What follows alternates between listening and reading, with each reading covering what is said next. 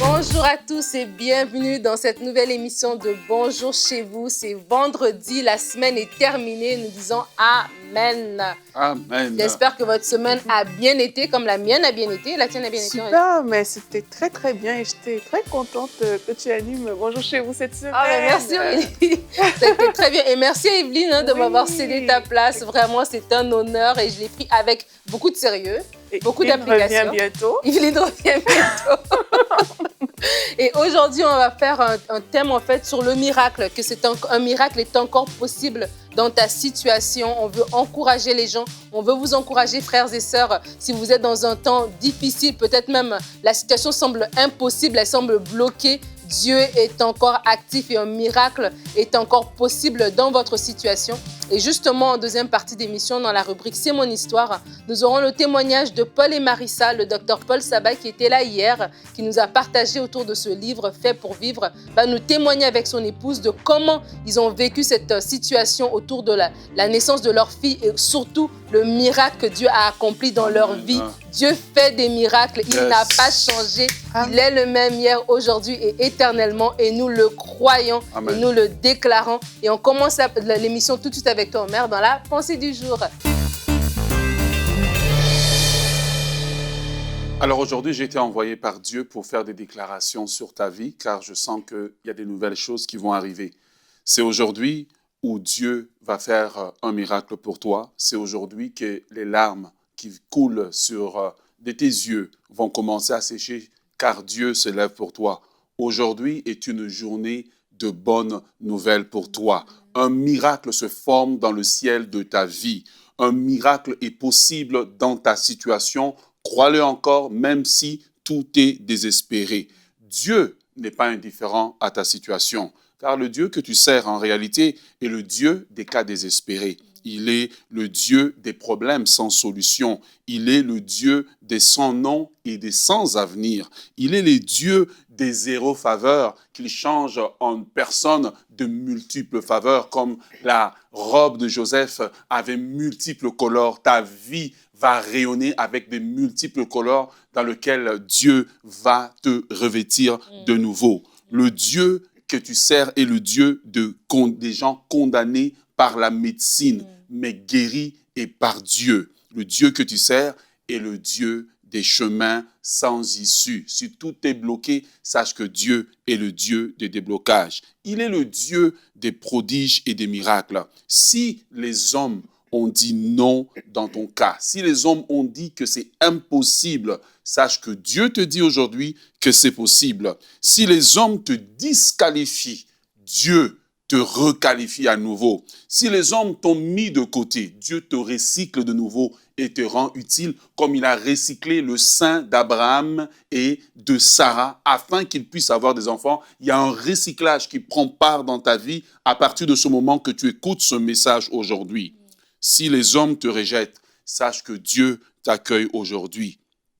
Ce Dieu est ton Dieu et il te dit aujourd'hui dans Ésaïe chapitre 41, le verset 10, « Ne crains rien, car je suis avec toi. Ne promène pas des regards inquiets, car je suis ton Dieu. Je te fortifie, je viens à ton secours, je te soutiens par ma droite triomphante. » Oui, j'aimerais t'inviter aujourd'hui, toi qui écoutes, toi dont le miracle semble impossible, toi dont la situation semble désespérée, je voudrais t'inviter aujourd'hui à déclarer haut et fort avec le psalmiste au psaume 117, le verset 16 et 17. La droite de l'Éternel est élevée.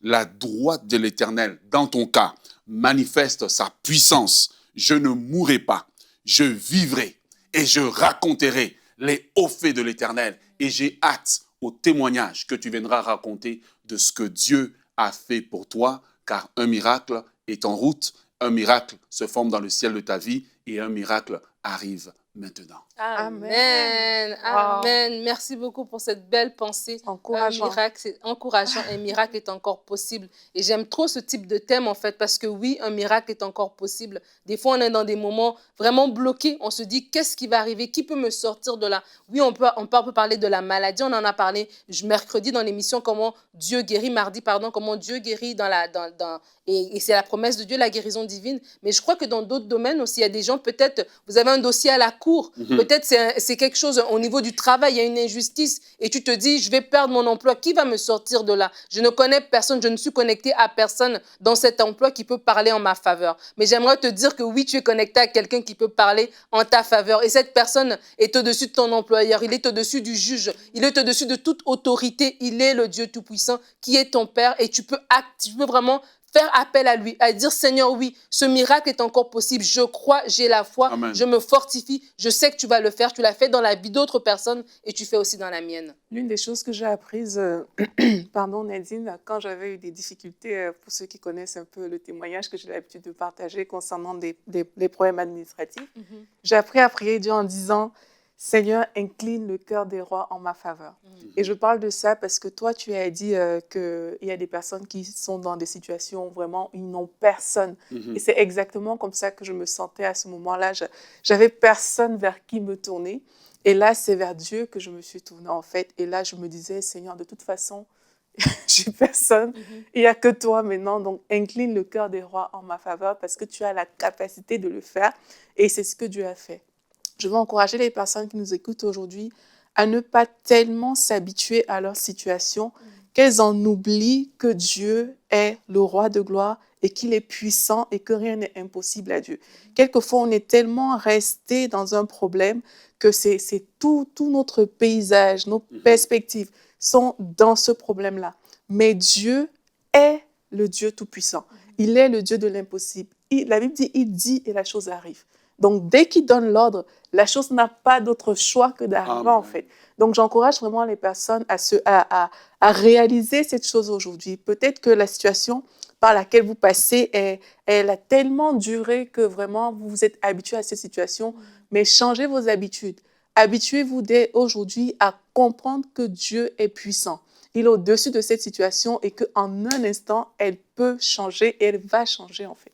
Amen, amen, absolument. Et il y a un verset que j'aime beaucoup dans l'Apocalypse qui dit qu'ils l'ont vaincu à cause du sang de l'agneau et par la parole de leur témoignage. Et moi, personnellement, dans ma vie personnelle, c'est quelque chose que je me rappelle toujours. Lorsque je suis devant un mur, je me dis, OK, qu'est-ce que la Bible dit? Qu'est-ce que la parole de Dieu dit? Quelle est la victoire que Dieu me donne? Et je me fortifie par des témoignages. Et on va écouter un témoignage tout à l'heure. Et vraiment, si j'encourage les gens à se fortifier, des fois, quand tu te dis, est-ce qu'un miracle est encore possible dans ma situation de stérilité? Ah, mais oui, tiens, je vois Sarah, elle, à son âge, elle a eu un bébé, donc moi aussi, je peux en avoir. Est-ce qu'un miracle est possible dans une situation de désavantage au niveau du travail? Oui, j'ai vu Daniel qui était accusé, mais Dieu lui a fait justice. Est-ce qu'un miracle est possible dans n'importe quelle situation? Un miracle est encore possible. Dieu le fait et c'est quelque chose aussi que nous, en tant qu'enfants de Dieu, on doit se nourrir en fait. La foi vient de ce qu'on entend et on doit vraiment briser aussi l'incrédulité en se nourrissant par des témoignages. Amen. Et j'ai envie de dire aux gens aussi que non seulement un miracle est possible, mais c'est possible maintenant. Vraiment, avec Dieu, c'est puissant. Oui. Et quand tu actives ta foi, comme tu dis, vraiment, il y a cette chanson qui dit que l'atmosphère, un miracle peut arriver maintenant parce que le Saint-Esprit est là. Et ça, c'est tellement important de le réaliser. Parfois, on prie, mais on ne croit pas à la puissance ou à l'efficacité de la prière. On va chanter, oui, le miracle peut arriver, le Saint-Esprit est là, mais on ne croit pas vraiment que le miracle peut arriver, en fait. Pourtant, c'est le cas. À cause de la présence du Saint-Esprit dans la maison de toutes les personnes qui nous écoutent aujourd'hui, le miracle est possible tout de suite. Il y a une situation par laquelle les personnes sont en train de passer, tout de suite, immédiatement, alors qu'on est en train de parler, le miracle est possible. Et parfois, il faut juste se tenir dans la foi et vraiment croire ça et dire que j'appelle cette situation à changer, en fait. Parce que mon miracle est à ma portée. C'est possible, peu importe la durée, peu importe le temps que cette situation a fait, c'est possible qu'aujourd'hui, à cet instant même, sur la base de la façon dont le Saint-Esprit va te conduire, mais tu vas commencer à déclarer les paroles de Dieu. Et comme j'ai dit, quand Dieu dit, la chose arrive. Parce que tu vas te laisser conduire par le Saint-Esprit, alors que tu vas prendre ce temps ta parole va devenir la parole de Dieu parce que c'est le Saint-Esprit qui te l'a inspirée. Et alors que tu déclares cette parole, elle n'aura pas de choix que d'arriver. Donc, c'est possible et c'est possible tout de suite que les situations changent. Amen. Et oui, je voudrais vous inviter aussi à vraiment comprendre que la foi autorise Dieu à agir. La foi, c'est l'autorisation pour que le miracle arrive. Et j'aimerais prier pour les personnes, justement, qui sont dans un cas où ils n'ont personne. J'ai dans mon esprit l'image de cette femme qui est en train de lutter seule avec des enfants, mais particulièrement un enfant de 8 ans qui est très demandant. Et tu es en train de dire à Dieu, ben, je suis seul. Je te vois, tu es en Europe en ce moment. Je te vois. Je vois même la ville dans laquelle tu es en ce moment. Et j'aimerais te dire que Dieu t'a localisé là où tu es.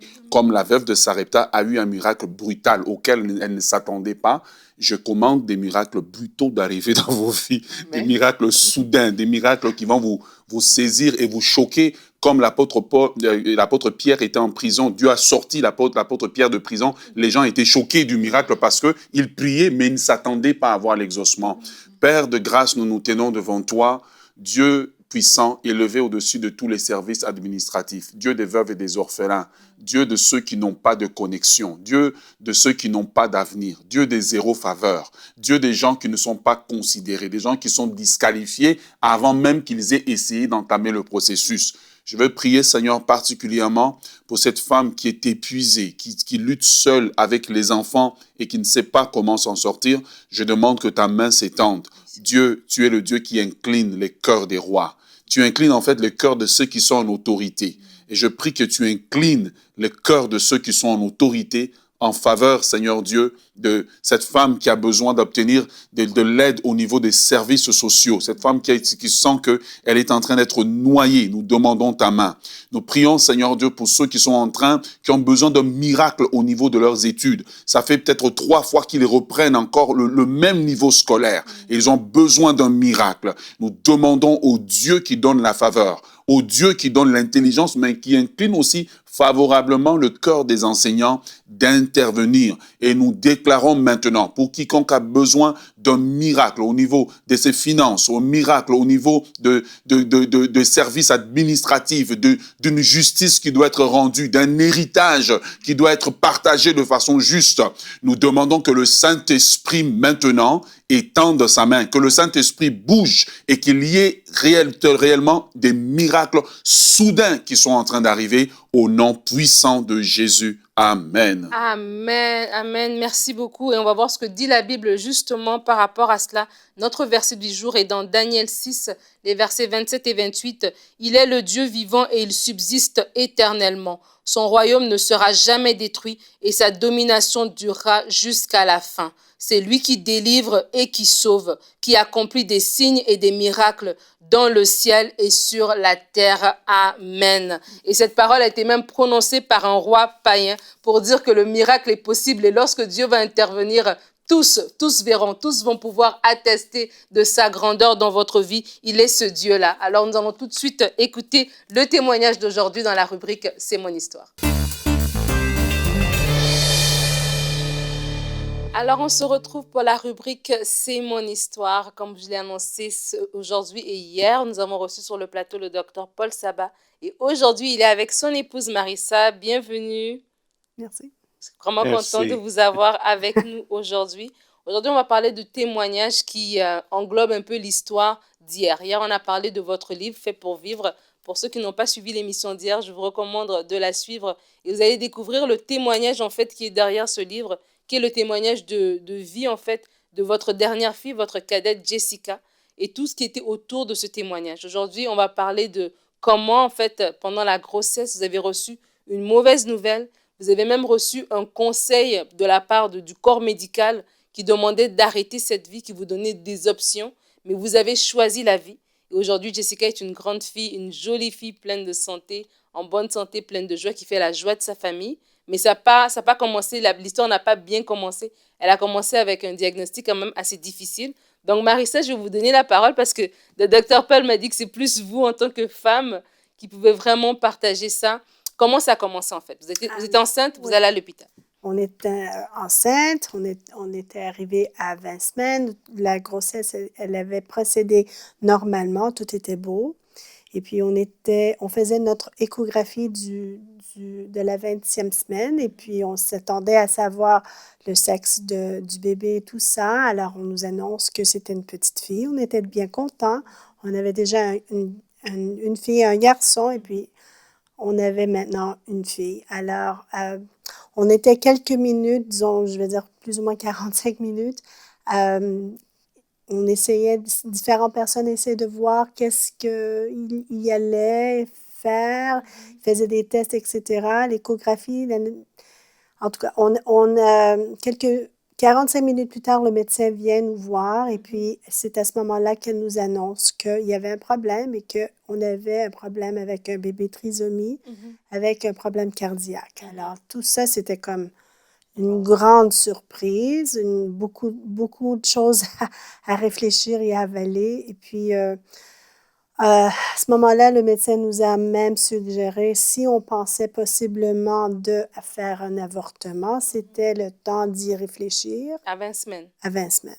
Alors, à ce moment-là, après ça, on savait qu'on allait faire un autre test, un échocardiogramme du bébé à 24 semaines. Le soir qu'on est retourné à la maison, aux 20 semaines, on cherchait un nom pour Jessica. Puis, mais c'était vraiment Eliana qui avait trouvé le nom. Eliana, c'est votre fille C'est l'aînée. Et puis, elle avait trouvé le nom Jessica parce que je lui disais, il faut trouver un nom qu'on peut dire en différentes langues, que ça ne change pas, que c'est facile à dire, etc. Et puis, elle a trouvé le nom Jessica. Jessica, ce soir-là, on est allé voir le nom qui signifiait que Jessica voulait dire Dieu voit. Ooh. God sees. Et puis, à ce moment-là, on a continué. Le 24 semaines, on est allé faire l'écho du cœur et tout ça. Et puis, c'était confirmé que oui, c'était un bébé trisomie avec un problème cardiaque, etc.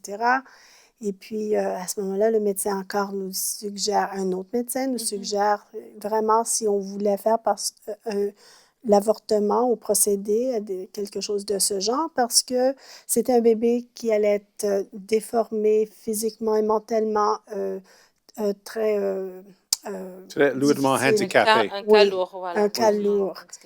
Et puis, à ce moment, c'est pas quelque chose qu'on n'aurait jamais réfléchi, on n'en avait même pas jamais parlé. Et à ce moment-là, c'est comme j'ai dit, si Dieu nous a donné un enfant comme ça, il va nous équiper pour prendre soin d'un enfant comme ça. Alors, on a quitté et puis à ce moment-là, on a fait, à chaque 2 semaines, on était suivis, on faisait tout. La grossesse procédait bien, le bébé grandissait normalement, moi, je n'avais pas de problème. Sauf que c'est sûr, émotivement, c'était quand même lourd. On savait pas à quoi s'attendre. Est-ce que j'allais à terme avec la grossesse? Quel genre de situation on allait avoir par après et vivre? En tout cas, le médecin, on avait finalement arrivé à 36 semaines et je reçois un appel par quelqu'un qui me dit « Maintenant, votre bébé est complètement, les organes sont complètement formés. Alors, à ce moment-là, est-ce que vous voudriez considérer de faire des tests? » Alors, j'ai dit « Mais pourquoi faire des tests? Qu'est-ce que ça va nous donner? » Et la personne dit « Ben, ça va nous donner plus d'informations, mais ce n'est pas des informations complètement certaines. » Alors, je dis « Mais pourquoi? Pourquoi je ferais ça? » Il dit « Ben, pour savoir si, comment... aggressively, jusqu'à quel point? Jusqu'à quel point on allait sauver le bébé. Alors, je me suis choquée. J'ai dit, regardez, moi, j'ai fait tout ce que je pouvais pour arriver à ce point-ci. Vous allez faire tout ce que vous devez faire pour garder le bébé en vie. Et puis, finalement, c'est ça. On avait établi le protocole. On savait exactement à quoi s'attendre. Elle devait naître le 12 mai, mais elle a décidé de venir toute seule. Alors, c'était déjà programmé une césarienne. On va à l'hôpital. Le médecin, après avoir fait les tests, etc., dit étant donné que c'était le soir, il dit peut-être on va faire que le bébé naît le lendemain, le matin, pour avoir tous les gens en place. Parce qu'eux, ils s'attendaient quand même à un bébé qui va naître déjà avec des problèmes cardiaques Absolument. et avec le diagnostic de trisomie. Exactement. Donc, vous, pendant toute cette grossesse, vous avez dit non, vous choisissez la vie, vous allez garder votre bébé, Exactement. mais vous ne saviez pas qu'est-ce que ça allait donner. Donc, vous aussi, vous étiez dans l'inconnu par rapport à ça. Et là, vous arrivez en avance à l'hôpital, vous avez des contractions, il faut que le bébé naisse, mais il n'y a pas tout le personnel médical. Le personnel, étant donné que c'était le soir. Alors, mais le médecin, à ce moment-là, il s'est retourné puis il m'a regardé et dit non, non, le bébé va naître ce soir. Alors, quelques heures après, elle est née parce que sinon, on aurait eu des complications et on remercie le Seigneur pour ça. Et cette complication? Il est né juste à temps parce que l'utérus était en train de déchirer. Et si Jessica était née quelques minutes plus tard, la vie de Jessica et Marissa serait en danger. Puis vraiment, et la chose que nous avons prié que Jessica n'aurait pas un problème cardiaque. On a prié parce qu'on croit dans les miracles. Le miracle, c'est que nous avons eu des médecins qui étaient capables de le sauver. C'est parce qu'il avait un problème cardiaque. Souvent, nos prières sont exaucées, pas par la façon qu'on pense, qu'on croit, parce qu'on veut pas des problèmes. Personne ne veut pas des problèmes dans la vie. Et c'est ça ce qui était vraiment le miracle. Et on était capable de le sauver. Que Marissa est arrivée à temps que le corps médical était tout en place. Qu'elle est arrivée à l'avance parce que normalement, vous deviez accoucher le 12 dans une césarienne qui était déjà planifiée. Exactement. Et là, si les contractions sont arrivées avant, ça vous a permis de voir ce que l'utérus est en train de se désintégrer à l'intérieur. Si vous aurez attendu, ça aurait été vraiment fatal peut-être. Oui. Puis, c'est ça. Puis, tu peux continuer. Donc là, elle naît le 6. Oui, mais une chose comme maman, je ne savais pas qu'est-ce qui allait arriver. Est-ce que j'aurais pu voir le bébé? Quand j'aurais pu voir le bébé, étant donné que je devais avoir une césarienne, je ne pouvais pas bouger pendant quelques jours. Oui. Alors, c'était incroyable parce que Dieu il sait tout. Alors, 1 heure ou 2 heures après qu'elle est née, c'était 2 heures parce qu'il était vers 1h20, 1h15 du matin, parce qu'elle est née à 11h21, le 6 mai. D'accord. Une maman, elle connaît tout dans les détails. Les détails. Alors, c'était 2 femmes et 2 hommes qui arrivent avec le bébé tout près de moi dans la salle de réanimation.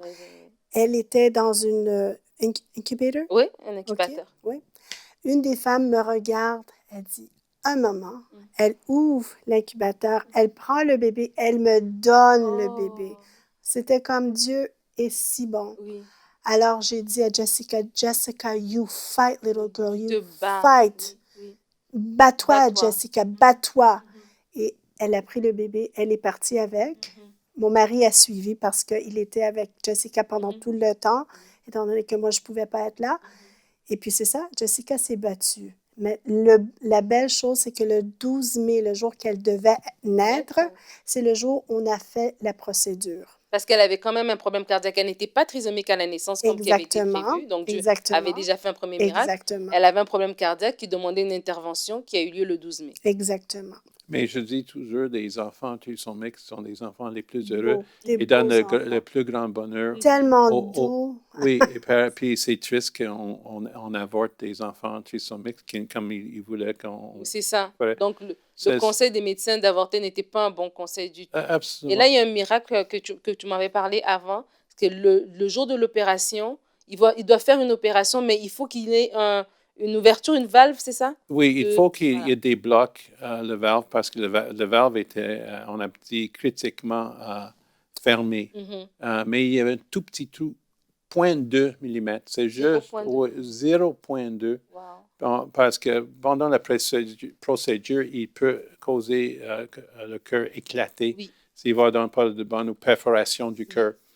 Mais il va trouver un petit trou qui est capable de passer le cathéter et débloquer le valve. Parce que le cœur était moitié formé. C'était un cœur moitié formé avec une valve presque complètement bouchée. Oui.